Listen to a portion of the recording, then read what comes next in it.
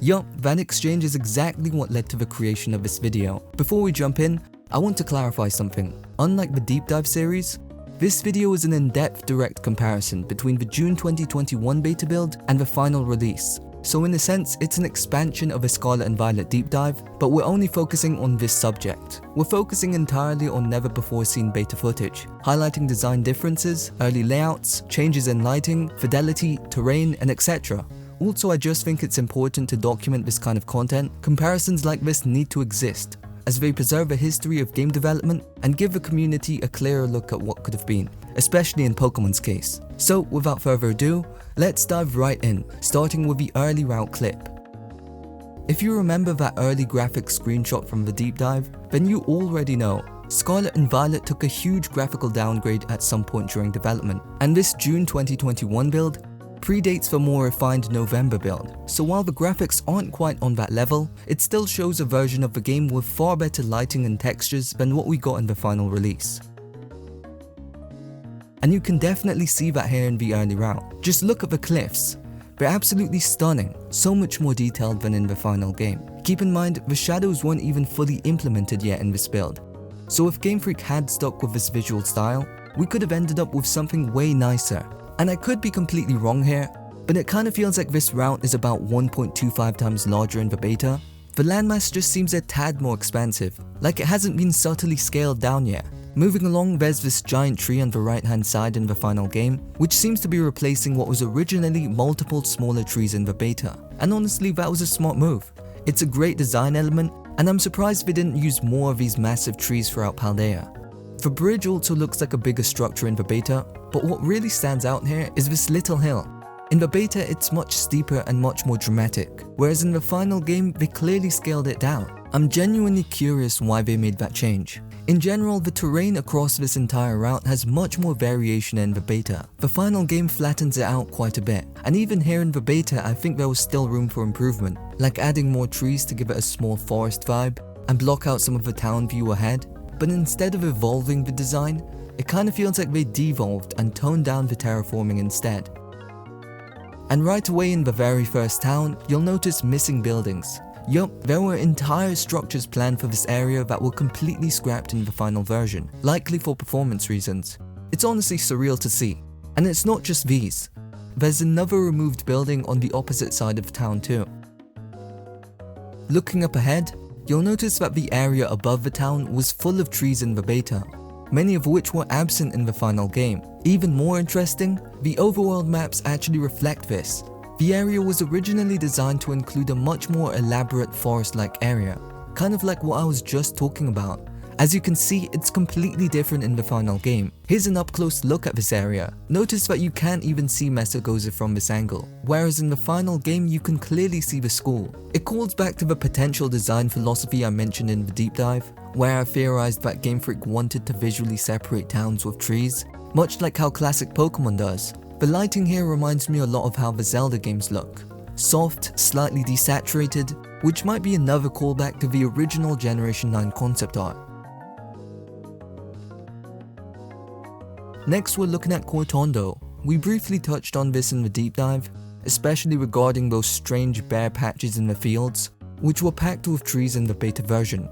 The beta also had some huge trees to block out the cliffs that were absent in the final game, and here's what the tree fields actually look like up close. They're really densely packed in the beta, and clearly meant to add depth to the surrounding region. Unfortunately, it seems like Game Freak couldn't keep this up in the final game, so it kind of left these huge awkward patches in the field with spread out trees. Next up, we have the Area Zero revelation. This clip actually begins with an overlook of Cortondo, but the real focus here is Area Zero. So to get there, we fly north towards the cliffs, and from up here you pass a small elevated field. In terms of terrain, the final game here definitely gives off some Legends Arceus vibes. Then you reach the Pokemon League, and just beyond that, the Area Zero crater. Surprisingly, in the beta, the crater is much shorter. Climbing it takes way less time compared to the final game. And once you reach the top, you'll find that the beta has no cloud layer at all. In the final game, Area Zero is completely covered in clouds. Area Zero itself is isolated with a short loading screen, and it's separated from the open world, turning it into its own level. But in the beta, no cloud, no loading screen, Area 0 was originally designed to be fully integrated into the open world, with seamless transitions throughout. Regarding the inner crater and the lower level, the final game actually features a seamless transition, meaning the shrouded clouds here probably wasn't a technical limitation, but rather just a story restriction. Also, none of the crystal textures were present in the beta. Now we're taking a look at the first of 2 Levincia clips, this one set at night. Right away I noticed something surprising. One of the sea level chambers was completely open in the beta. Not only that, but it had a fully modelled interior, complete with a staircase at the far end that takes you up to the city. I believe this was an earlier version of a staircase you see outside the chamber in the final release, and the area where the staircase leads to is totally absent in the final game. Next up we head to Alfornada, and once again we're seeing Game Freak's use of dense tree placement to visually separate towns from the open world. Just like in earlier examples, they clearly intended to use vegetation to build visual borders around towns. And now we're looking at the Reggie Temple and Beach clip. Even just slowing down the first few seconds, you can immediately tell how impressive the graphics are in the beta, especially since the graphics aren't even polished at this stage. The area around the lighthouse hadn't been fully rendered yet, which is kind of silly.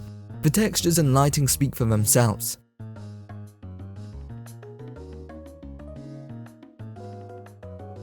I will admit that the grass texture in the final game looks really good though. Now, something unexpected, right here you can actually find a Reggie Temple model from Legends Arceus, being used as a placeholder for the shrine. Obviously this never meant to make it into the final release, but it's really cool to see reused assets like this in development. As we climb to the top of this cliff, you can really appreciate how nice the water looks in the beta. This entire area benefits from the denser tree layout too, giving the scene so much more depth.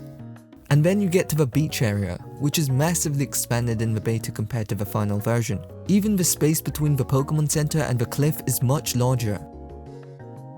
Here's a better shot that really shows just how much bigger the beach was originally. Truly fascinating stuff.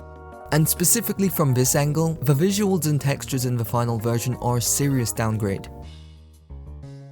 It's like Game Freak knew a lot of players wouldn't visit this area, so they kinda just left it undercooked compared to a lot of other locations. This clip up here really shows just how stunning the water is in the beta too. The reflections are beautiful, gets me excited for the Switch 2 era. And here's the same cliff showing you the difference in texture and fidelity. Even the terrain up top looked quite different.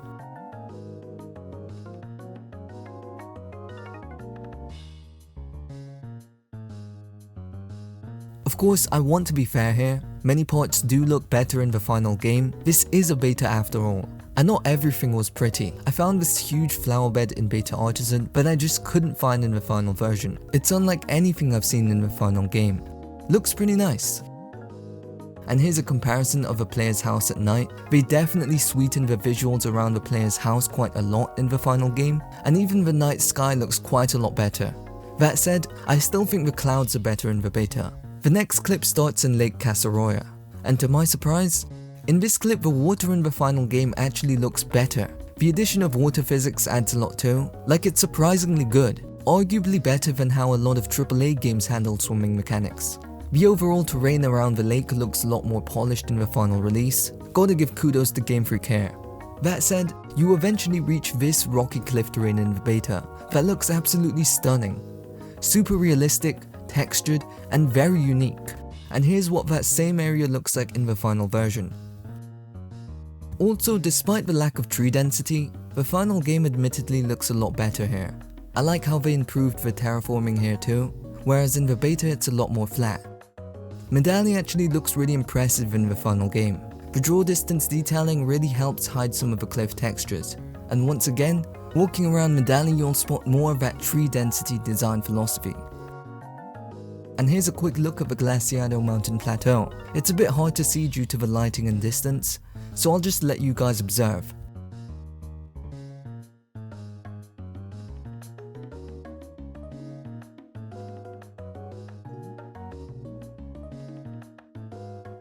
I don't know the name of this area, but here's a direct comparison. Looks pretty close to the final game.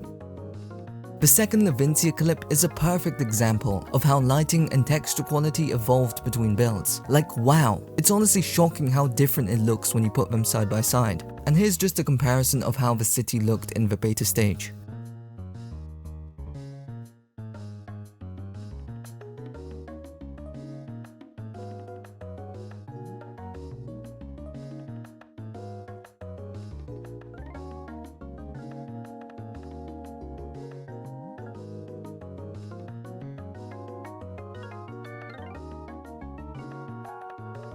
Right here you'll spot the Pikachu billboard they used early on, and over here you'll find a whole street of buildings that were completely removed in the final game. Levincia was supposed to be even bigger. As you head east, you'll see that the graphics in the beta look phenomenal. The lighting, the detail, the terraforming, the textures, everything just looks so much nicer, especially when you slow it down and really look at the finer details.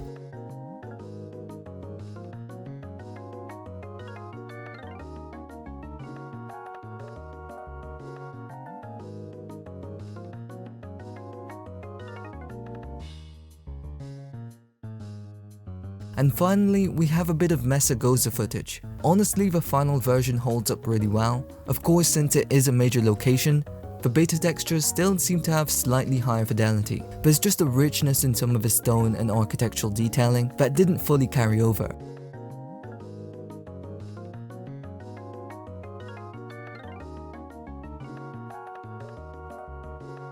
And that about wraps up this comparison. I thought this was a fun video to put together, and I did it for the community. If you enjoyed it, don't forget to leave a like, subscribe, and share. Sumo Part 2 is on the way. Thank you so much for watching, and I'll see you in the next one.